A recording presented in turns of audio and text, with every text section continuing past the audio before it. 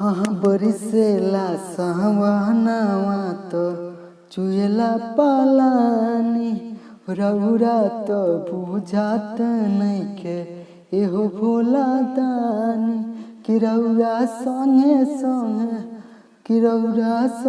संगे पत्थर पर झुरात बानी जी लेके गणेश के नैहर जात बानी जी जी लेके गणेश के नैहर जात बानी जी। रावण के दे दिहनी सोना के घर जी कबले गोरी हम बैठी पत्थर जी। रावण के दे दिहनी सोना के घर जी कबले गोरी हम बैठी पत्थर जी। तो घिस के मारे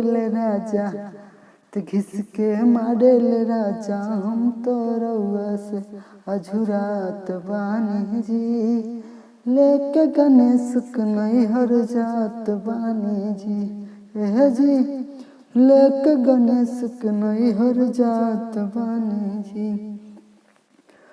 रउआ त महगन बानी काचा भभूत से रहिले हरान हम गुजर बिठू भूत से। रउआ त महगन बानी काजा भभूत से रहिले हरान हम गुजर बिठू भूत से। कि रउआ भीतर देख के अगरात बानी जी लेके गणेश के नैहर जात बानी जी जी लेके गणेश के नैहर जात बानी जी। हमरा के देखब नाता देखी भगतन के कृष्णा जय अइले छोड़ी सपवान के। हमरा के देखब नाता देखी भगतन के कृष्णा जय अइले छोड़ी सपवान के।